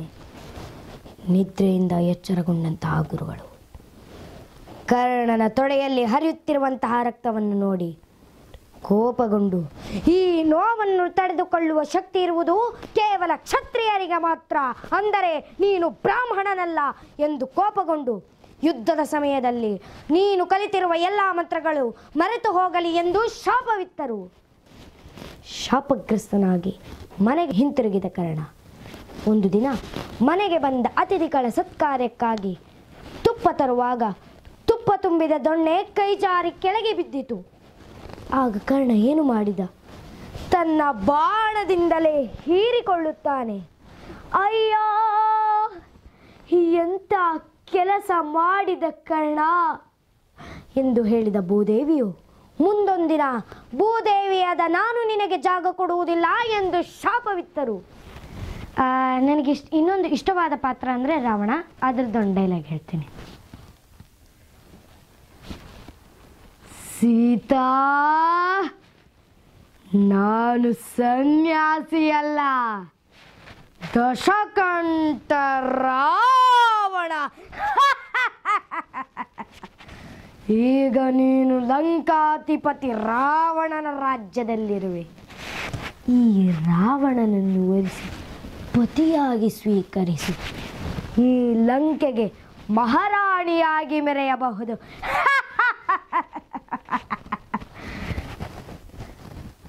ಮಲ್ಲೇಶ್ ಹಾಗೂ ಪುಟ್ಟರಾಜ್, ದೀಪಾವಳಿ ಹಬ್ಬ ಮುಂದೆ ಬರ್ತಾ ಇದೆ. ಸೊ ಹಬ್ಬ ಹೇಗೆ ಸೆಲೆಬ್ರೇಟ್ ಮಾಡ್ತೀರಾ ನೀವು? ನಾನು ಮೊದಲಿಗೆ ಎಲ್ರಿಗೂ ದೀಪಾವಳಿ ಹಬ್ಬದ ಹಾರ್ದಿಕ ಶುಭಾಶಯಗಳು ಮುಂಚಿತವಾಗ್ಲೂ ಹೇಳ್ತಾ ಇದ್ದೀನಿ. ಎಲ್ಲರೂ ಕೂಡ ದೀಪದಿಂದನೇ ಆಚರಣೆ ಮಾಡಬೇಕು. ಪಟಾಕಿ ಹೊಡೀರಿ, ಬೇಡ ಅನ್ನಲ್ಲ, ಆದರೆ ಸ್ವಲ್ಪ ಹೊಡೀರಿ, ಯಾಕಂದರೆ ಪೊಲ್ಯೂಷನ್ ಮಾಡಬೇಡಿ. ಹೊಡಿಬೇಕಾದ್ರೆ ಏನು ಮಾಡ್ತೀರಾ ಅಂದರೆ ಪಟಾಕಿ ಇಡ್ತೀರಲ್ಲ, ಆವಾಗ ಅದು ಕೆಲವು ಟೈಮು ಪಟಾಕಿಗಳು ಸರಿ ಇರಲ್ಲ. ಕೆಲವು ಹಚ್ಚಿರ್ತೀರ, ಆರೋಗಿರುತ್ತೆ ಅಂದ್ಕೊಂಡು ಹತ್ತಿರ ಹೋಗ್ತೀರಾ, ಆಗ ಮತ್ತೆ ಅದನ್ನು ಕೈ ಇಡಕ್ಕೆ ಹೋಗಬೇಡಿ. ಅದನ್ನು ಸ್ವಲ್ಪ ಹೊತ್ತು ಬಿಡಿ, ಯಾಕಂದರೆ ಅದು ಬ್ಲಾಸ್ಟ್ ಆಗುತ್ತೆ. ನೀವು ಕೈ ಅಥವಾ ಇದು ಇಟ್ಟಾಗ ನಿಮ್ಮ ಕಣ್ಣಿಗೆ ಏನಾದರೂ ಎಫೆಕ್ಟ್ ಆಗುತ್ತೆ. ಯಾಕಂದರೆ ನಮ್ಗೆ ತುಂಬ ಮುಖ್ಯ ಅಂದರೆ ಕಣ್ಣು. ನಾವು ಓದ್ಕೊಳ್ಳೋದಾಗಲಿ ಅದು ತುಂಬ ಇಂಪಾರ್ಟೆಂಟು. ಕಿವಿ ಇವೆಲ್ಲ ನೋಡ್ಕೊಂಡು ಹುಷಾರಾಗಿ ಪಟಾಕಿ ಹೊಡೀರಿ. ಮತ್ತು ಜಾಸ್ತಿ ಪಟಾಕಿ ಕೂಡ ಹೊಡಿಬೇಡಿ, ಯಾಕಂದರೆ ಈಗ ತುಂಬ ಪೊಲ್ಯೂಷನ್ ಆಗ್ತಿದೆ. ಹಾಗಾಗಿ ಎಲ್ರಿಗೂ ದೀಪಾವಳಿ ಹಬ್ಬದ ಹಾರ್ದಿಕ ಶುಭಾಶಯಗಳು. ದೀಪಾವಳಿ ಹಬ್ಬದ ಹಾರ್ದಿಕ ಶುಭಾಶಯಗಳನ್ನು ಹೇಳೋಕ್ಕೆ ಇಷ್ಟಪಡ್ತೀನಿ. ಪಟಾಕಿ ನಮಗೂ ಇಷ್ಟ, ನಾವು ಹೊಡಿಬೇಕಂತ ಇದು ಮಾಡ್ತೀವಿ. ಆದರೆ ಕೆಲವು ಪಟಾಕಿಗಳು ಬಹಳ ಡೇಂಜರು. ಪಟಾಕಿಗಳಲ್ಲಿ ಬೇರೆ ಬೇರೆ ಥರಗಳ ಪಟಾಕಿಗಳು ಅಟ್ರಾಕ್ಷನ್ ಇರುತ್ತಂತಪ್ಪ. ರಾಕೆಟ್ ಅಂತೆ, ಬಾಂಬ್ ಅಂತೆ.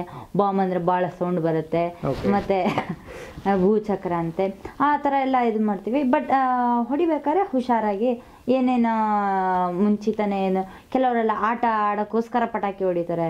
ಕೆಲವರೆಲ್ಲ ಚಿಕ್ಕ ಮಕ್ಕಳು ಮಜಾ ಚೆನ್ನಾಗಿರುತ್ತೆ ಅನ್ನೋದು, ದೊಡ್ಡವರೆಲ್ಲ ಆಟ ಆಡ್ಕೊಂಡು ಪಟಾಕಿ, ಅದು ಭಾಳ ಡೇಂಜರ್ ಅಂತ ಹೇಳಕ್ಕೆ. ಕೆಲವರೆಲ್ಲ ಕೈಯಿಂದ ಎಸೆಯೋದು ಆ ಥರ, ಕೆಲವರೆಲ್ಲ ಈ ದೊಡ್ಡ ದೊಡ್ಡ ಇದನ್ನೆಲ್ಲ ಕೈಯಲ್ಲೇ ಎಸ್ತು ಆಟ ಅಂದರೆ ಅವ್ರಿಗೊಂಥರ ಮಜಾ ಕೊಡೋಕ್ಕೋಸ್ಕರ ಇದು ಮಾಡ್ತಾರೆ. ಆದರೆ ಡೇಂಜರ್ ಅದು. ಅದನ್ನು ಒಂದು ಹುಷಾರ್ ರೀತಿಲಿ ಇದು ಮಾಡಿ, ಯಾಕಂದರೆ ಪಟಾಕಿ ಹಚ್ಚಿರಿ, ಹೆಚ್ಚು ಹೊಡಿಬೇಡಿ ಅನ್ನೋದು. Thank you Puttaraj and Malleshwar. ನೋಡಿ ವೀಕ್ಷಕರೇ, ನಮ್ಮ ಪುಟ್ಟರಾಜ್ ಮತ್ತು ಮಲ್ಲೇಶ್ವರ್ ಕೊಡುವಂತಹ ಒಂದು ಸಲಹೆಯನ್ನು ಉಪಯೋಗಿಸ್ಕೊಳ್ಳಿ. ಸೊ ಮಕ್ಕಳೇ, ಪಟಾಕಿ ಹೊಡೀರಿ, ಚಿಕ್ಕ ಹೊಡೀರಿ, ಪೊಲ್ಯೂಷನ್ ಮಾಡಬೇಡಿ. ಈಗ ನಮ್ಮ ಹುಗಾರ ಟಿವಿ ಬಗ್ಗೆ ನಿಮ್ಮ ಅಭಿಪ್ರಾಯ? ಹುಗಾರ್ ಅಂತಂದರೆ ನಿಜವಾಗ್ಲೂ ನಮ್ಮದು ಚಿಕ್ಕದಾದಂಥ ಸಮುದಾಯ. ಅಂದರೆ ಎಲ್ಲ ಜನಾಂಗ, ಎಲ್ಲ ಜಾತಿಗಳಿದೆ. ನಮ್ಮ ಹುಗಾರ್ ಅನ್ನುವಂಥದ್ದು ಸಮುದಾಯ, ಇದೊಂದು ವೃತ್ತಿ ಜನಾಂಗ. ಆದರೆ ಹಿಂದೆ ಈ ವೃತ್ತಿ ಜನಾಂಗ ವೃತ್ತಿಯಲ್ಲೇ ಕಳೆದು ಬಿಡ್ತಾಯಿದ್ರು. ವೃತ್ತಿಯಲ್ಲೇ ದೇವಸ್ಥಾನ ಪೂಜೆ ಮಾಡೋದು, ಪತ್ರಿ ಕೊಡೋದು, ಈ ರೀತಿ ಒಂದಿತ್ತು. ಆದರೆ ಇತ್ತಿತ್ತಲಾಗಿ ಏನಾಗಿದೆ, ಈ ಪೀಳಿಗೆ ಒಂದು ಎಲ್ಲರೂ ವಿದ್ಯಾವಂತರಾಗ್ತಾ ಇದ್ದಾರೆ, ಆಮೇಲೆ ಎಲ್ಲ ಬುದ್ಧಿವಂತರಾಗ್ತಾ ಇದ್ದಾರೆ. ತಮ್ಮ ತಮ್ಮ ಒಂದು ಕರ್ತವ್ಯದ ಕಡೆ ಒಂದು ಅದನ್ನು ಇರಲಿ, ಯಾಕಂದರೆ ಅದು ಈಗಲ್ದಲ್ಲ, ಅದು 12ನೇ ಶತಮಾನದಲ್ಲೇ ಬಸವಣ್ಣವರು ಹಾಕಿಕೊಟ್ಟಂಥ ಒಂದು ಮಾದಯ್ಯನವರ ಒಂದು ಇದು ವೃತ್ತಿ, ಇದು ಹುಗಾರ್ ಮಾದಯ್ಯವರು. ಅದು ಇರಲಿ, ಆದರೆ ಅದನ್ನೇ ವೃತ್ತಿಯನ್ನಾಗಿಟ್ಟುಕೊಂಡು ಇಲ್ಲ ಈಗ 4 ಜನ ಇದ್ರೆ ಒಬ್ಬರನ್ನ ಅಲ್ಲೇ ಆ ವೃತ್ತಿ ಮಾಡಾಕಿ ಬಿಟ್ಟು ಬೇರೆಯವ್ರಿಗೆ, ಈ ಬೇರೆ 3 ಜನ ಇರ್ತಾರಲ್ಲ, ಅವ್ರವ್ರ ಕೆಲಸ ಮಾಡ್ಕೊಂಡು ಬೇರೆ ಯಾವುದೋ ವಿದ್ಯೆ ಚೆನ್ನಾಗಿ ಓದಿ ಬುದ್ಧಿವಂತರಾಗಿ ಸಿಟಿಯಲ್ಲಿ ಹೋಗಿ ಒಂದು ಒಳ್ಳೆಯ ಕೆಲಸವನ್ನು ಮಾಡಲಿ. ಆದರೆ ಇನ್ನೊಂದು, ನೀವು ಇದೊಂದು ಹುಗಾರನ್ನು ಟಿ ವಿ ಮಾಡಿದ್ರಲ್ಲ, ಇದು ನನ್ನ ಒಂದು ಉದ್ದೇಶ. ಯಾಕಂದರೆ ಹೂಗಾರಿಗೆ ಸೀಮಿತವಾಗಿ ಇಡಬೇಡಿ. ಸಮಾಜ ನಮ್ಮ ಸಮಾಜ ಅಂದ್ರೆ ನಾನು ಹೇಳ್ತಾರೆ ಇಲ್ಲಿ ನಮ್ಮ ಸಮಾಜದ ಸಾಧಕರು ಅಂದ್ರೆ ಇದು ಹುಗಾರ್ ಅಂತಲ್ಲ, ಇದು ಪ್ರತಿಯೊಂದು ಸಮಾಜಕ್ಕೆ ಮೀಸಲಿಟ್ಟಿದೆ ಅಂದ್ರೆ ನಮ್ಮ ಸೋಷಿಯಲ್ಗೋಸ್ಕರ ಯಾರಿದ್ರು ನಾವು ಗುರುತಿಸ್ತೀವಿ ನಾವು. ಈಗ ಏನಂದರೆ ಯಾವುದೇ ಜಾತಿಯವರು ಪ್ರತಿಭಾವಂತ ವ್ಯಕ್ತಿಗಳಾಗಲಿ, ಪ್ರತಿಭಾವಂತ ವಿದ್ಯಾರ್ಥಿಗಳಾಗಲಿ, ಯಾರೇ ಆಗಲಿ, ಪ್ರತಿಭಾವಂತ ಯಾರಾಗಲಿ, ಅವರನ್ನು ಅನ್ವೇಷಣೆ ಮಾಡಿ ಹುಡುಕಿ ಅವರಲ್ಲಿರುವಂಥ ಪ್ರತಿಭೆಗಳನ್ನು ನೀವು ಹೊರಗೆ ತಂದು ನೀವು ಜನರಿಗೆ ಪ್ರಚಾರ ಮಾಡಿದರೆ ಎಲ್ಲ ಇದು ಅದಕ್ಕೆ ನಿಮಗೇನೇನು ನಿಮಗೆ ಅನುಕೂಲತೆಗಳು ಬೇಕು, ನಮ್ಮ ಹೂಗಾರ ಸಮಾಜದಂತಲ್ಲ ಏನೂ ಅಲ್ಲ, ಆದರೆ ನಮ್ಮ ಸಮಾಜದವರು ಎಲ್ಲ ಸೇರಿ ನೀವು ಇದನ್ನೊಂದು ದೊಡ್ಡ ಸಾಹಸ ಮಾಡ್ತಾಯಿದ್ದೀರ. ನಿಜವಾಗ್ಲೂ ಸಾಹಸ ಮಾಡ್ತಾಯಿದ್ದೀರ. ಈ ಸಾಹಸಕ್ಕೆ ನಾವು ಬೆನ್ನೆಲುಬಾಗಿ ನಿಂತ್ಕೊತೀವಿ. ನಿಮಗೇನು ಸಹಾಯ ಸಹಕಾರ ಆದಷ್ಟು ನಮ್ಮದು ಒಂದು ಅಳಿಲು ಸೇವೆ ನಿಮ್ಮ ಈ ಒಂದು ಹೂಗಾರ ಟಿ ವಿ ಅಂತ ತಂದಿದ್ದೀರಲ್ಲ, ನಿಜವಾಗ್ಲೂ ನಮ್ಮ ಹೂಗಾರ ಅಂತ ಅನ್ನೋದು ನಾ ಹೇಳ್ಕೊಬೇಕು ಅಂತ ನನ್ನ ಮಕ್ಕಳದಂತಲ್ಲ, ಹೀಗೆ ಎಲ್ಲ ಹೇಳ್ತಾರೆ. ಕೆಲವರು ಹೇಳ್ತಾರೆ ನಮ್ಮ ಹೂಗಾರ ಜನಾಂಗದಲ್ಲಿ ಏನು ಹೇಳ್ತಾರೆ ಅಂದರೆ, ಹೂಗಾರ ಅನ್ನೋದು ನಿಮ್ಮ ಮಕ್ಕಳಿಂದನೇ ಗೊತ್ತಾಯ್ತು ಏನಂತ ಇಡೀ ಕರ್ನಾಟಕಕ್ಕೆ ಅನ್ನುವಂಥ ಒಂದು ಭಾವನೆ ಅಂತಾರೆ. ಆದರೆ ನನಗೆ ಅದಷ್ಟು, ಯಾಕಂದರೆ ಇವ್ರಿಗಿಂತ ಬೇಕಾದಷ್ಟು ಹೂಗಾರ ಜನಾಂಗದಲ್ಲಿ ಪ್ರತಿಭಾವಂತರಿದ್ದಾರೆ. ಆದರೆ ಹೇಳೋದಷ್ಟೇ, ನಿಮ್ಮ ಹೂಗಾರಪ್ಪ, ನಿನ್ನ ಮಕ್ಕಳಪ್ಪ ಹೂಗಾರ ಅನ್ನೋದು ಗುರುತು ಅದು ಲಕ್ಷ್ಮಣ್ ಹೂಗಾರ ಇದ್ದಾರೆ. ಆಮೇಲೆ ಎಷ್ಟೋ ದೊಡ್ಡ ಈಗ ಉದಾಹರಣೆಯಾಗಿ ಈ ಹೂಗಾರ ಚಾನಲ್ ಮಾಡಿದ್ರು, ನೀವು ಕೂಡ ಪ್ರತಿಭಾವಂತರು. ಈ ಮಟ್ಟಕ್ಕೆ ನಾವು ಒಂದು ಇದನ್ನ ಹೋಗ್ಬೇಕಲ್ಲ ಅನ್ನೋದೊಂದು ದೇವ್ರು ನಿಮ್ಗೆ ಇದನ್ನ ಕೊಟ್ಟನಲ್ಲ, ಅದಕ್ಕೂ ಒಂದು ಥ್ಯಾಂಕ್ಸ್ ಹೇಳ್ಬೇಕು. ಅದಕ್ಕೆ ನಾವು ಒಂದೇ ಒಂದು ಹೇಳೋದಂದರೆ, ಎಲ್ಲೇ ಇರಲಿ ಅವರು, ಅಥವಾ ಬೆಂಗಳೂರಲ್ಲೇ ಇರಲಿ, ಯಾವುದೇ ಮೂಲೆಯಲ್ಲಿರಲಿ, ಒಬ್ಬ ಚಿಕ್ಕ ಹುಡುಗ ಇರಲಿ, ವಯಸ್ಸಾದ ಇದಿರಲಿ, ಆ ಪ್ರತಿಭಾವಂತ ಇದ್ದರೆ ಅವನನ್ನು ಹುಡುಕಿ ಅವನಿಗೆ ಹೊರಗಿನ ಪ್ರಪಂಚಕ್ಕೆ ತೋರಿಸಿ ಅನ್ನುವಂಥದ್ದೇ ನಿಮ್ಮನ್ನು ನಾನು ವಿನಂತಿಪೂರ್ವಕವಾಗಿ ನಿಮ್ಮನ್ನು ಕೇಳ್ಕೊತೀನಿ. ಆದರೆ ನೀವು ಎಲ್ಲರಿಗೂ ಒಂದೇ ಆಗಿರಿ ಸಮಾಜದಲ್ಲಿ. ಆದರೆ ನೀವಿರಿ, ಯಾಕಂದ್ರೆ ನಿಮ್ಮಿಂದ ಇನ್ನೊಂದು ಸಮಾಜವು ಸುಧಾರಣೆ ಆಗಬೇಕು, ಇನ್ನೂ ಜನ ನಿಮ್ಮಿಂದ ಪರಿಚಯ ಆಗಬೇಕು.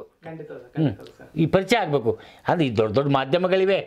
ಈಗ ಇನ್ನೂ ಒಂದು ಏನು ಮುಖ್ಯವಾಗಿ ಹೇಳ್ಬೇಕಂದ್ರೆ, ಇವಾಗ ಇತ್ತಿತ್ತಲಾಗಿ ಟಿ ವಿ ನೋಡೋದು ಕಡಿಮೆ ಮಾಡಿದ್ದಾರೆ. ಮೊಬೈಲ್ನಲ್ಲೇ ಮೊಬೈಲಲ್ಲೇ, ಯಾಕಂದರೆ ಟಿ ವಿ ಮನೆಯಲ್ಲಿ ನೋಡ್ಬೇಕಾಗತ್ತೆ. ಟ್ರಾವೆಲ್ ಮಾಡ್ಬೇಕಾದ್ರೂ ಮೊಬೈಲ್ ಬೇಕು. ಅದರಲ್ಲಿ ಬೇಕಾದಷ್ಟು ಚಾನಲ್ಸ್ ಬರ್ತವೆ. ಯೂಟ್ಯೂಬ್ ಇದೆ, ಆಮೇಲೆ ಇಂಟರ್ನೆಟ್ ಏನು ಬೇಕು, ವಾಟ್ಸಪ್ ಇದೆ, ಎಲ್ಲ ಇದೆ. ಹಿಂಗಾಗಿ ಇದನ್ನ ಡ್ರಾಮಾ ಜೂನಿಯರ್ಸ್ ಕೆಲವು ದೊಡ್ಡ ಸೆಲೆಬ್ರಿಟಿಗಳು ಟಿವಿ ನೋಡಕ್ಕಾಗದೆ ಇಲ್ಲ, ನೀವು ಇದನ್ನ ಟೆಲಿಕಾಸ್ಟ್ ಮಾರನೇ ದಿನ ನೋಡ್ಬೋದು ಯೂಟ್ಯೂಬ್ ಅಲ್ಲೇ ಎಲ್ಲ ನೋಡ್ಕೊಂಡ್ಬಿಡ್ತಾರೆ. ನಿಜವಾಗ್ಲೂ ಇದು ನೀವೊಂದು ಮಾಡಿದಿರಲ್ಲ, ನಿಮಗೆ ಧನ್ಯವಾದಗಳು.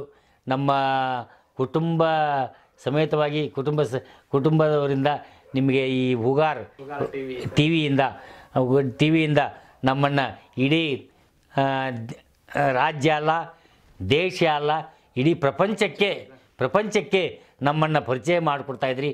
ನಿಮಗೆ ನಮನಗಳನ್ನು ಸಲ್ಲಿಸಿ ನಿಮಗೆ ಕೋಟಿ ನಮನಗಳನ್ನು ಸಲ್ಲಿಸಬೇಕು. ನಿಜವಾಗಲೂ ಇದೇ ಒಂದು ನೀವು ಇನ್ನೂ ಹಲವಾರು ಪ್ರತಿಭೆಗಳನ್ನು ಗುರುತಿಸಿ ಎಲ್ಲರಿಗೂ ಪರಿಚಯ ಮಾಡಿಸಿ ಅಂತ ನಾನು ನಿಮ್ಮನ್ನು ವಿನಂತಿಪೂರ್ವಕವಾಗಿ ಹೇಳ್ತಾ ಇದ್ದೀನಿ. ನಮ್ಮ ಮನೆಗೆ ಬಂದು ನೀವು ಈಗ ನೋಡಿ 10:30 ಆಯಿತು, 11 ಗಂಟೆ ಆದರೂ ತಾಳ್ಮೆಯಿಂದ ಇಬ್ಬರು ಒಬ್ಬರು ನಿರ್ದೇಶಕರು, ಒಬ್ಬರು ಸಹಾಯಕರು ಬಂದು ನಮ್ಮಲ್ಲಿದ್ದಂಥ ಒಂದು ಮಾತುಗಳು, ನಮ್ಮ ಮಕ್ಕಳಿದ್ದಂಥ ಒಂದು ಮಾತುಗಳನ್ನು ನೀವು ಸಂಗ್ರಹ ಮಾಡಿಕೊಂಡು ಇಡೀ ಪ್ರಪಂಚಕ್ಕೆ ತೋರಿಸ್ತಾರಲ್ಲ, ನಿಮಗೆ ಧನ್ಯವಾದಗಳನ್ನ ಅರ್ಪಿಸ್ತೀವಿ sir. Thank you sir. Mallesh ಹಾಗೂ ಪುಟ್ಟರಾಜ್ ಹೂಗಾರ್, ಇದು ಪದ್ಮ ಹೂಗಾರ್ ಮತ್ತು ಅವರ ಹಸ್ಬೆಂಡ್ ಸೇರಿ ಕೊಡುವಂಥ ಒಂದು ಗಿಫ್ಟ್ ಇದು. ಸೊ ಏನಂದರೆ ಇಲ್ಲಿ 2 ಮಕ್ಕಳಿದ್ದಾರೆ. ಸೊ ಇಬ್ರು ನಕ್ಷತ್ರ ಸ್ಟಾರ್ ಆಗಬೇಕು, ಇಬ್ರು ಸ್ಟಾರ್ ಆಗಲಿ, ಇಬ್ರು ಜಂಪ್ ಮಾಡಿ ಹಿಡ್ಕೊಳ್ಳಿ, ಇಬ್ರು ಸ್ಟಾರ್ ಆಗಲಿ ಅಂತ ಹೇಳ್ಬಿಟ್ಟು ಇಬ್ರು ಪ್ರೀತಿಯಿಂದ ಚೂಸ್ ಮಾಡ್ಕೊಡ್ಸಿರೋಂಥದ್ದು ಇದು. ಸೊ ಇದು Padma Hoogar good look unisex salon ಅವರು ಬಂದ್ಬಿಟ್ಟು ಮಾರಾಟಗಾರರು ಆಫೀಸ್ ಅವರದು. ಸೊ ಅವರು ಇವರಿಗೆ ಒಂದು ಗಿಫ್ಟ್ ಕೊಟ್ಟಿದ್ದಾರೆ. ಸೊ ಇದನ್ನ ಸ್ವೀಕರಿಸಬೇಕು ದಯವಿಟ್ಟು. All the best very for that. Star ಆಗ್ರಿ, ಇಬ್ರು ಒಂದು ದೊಡ್ಡ ಸ್ಟಾರ್ ಆಗಿ ಬೆಳೀರಿ.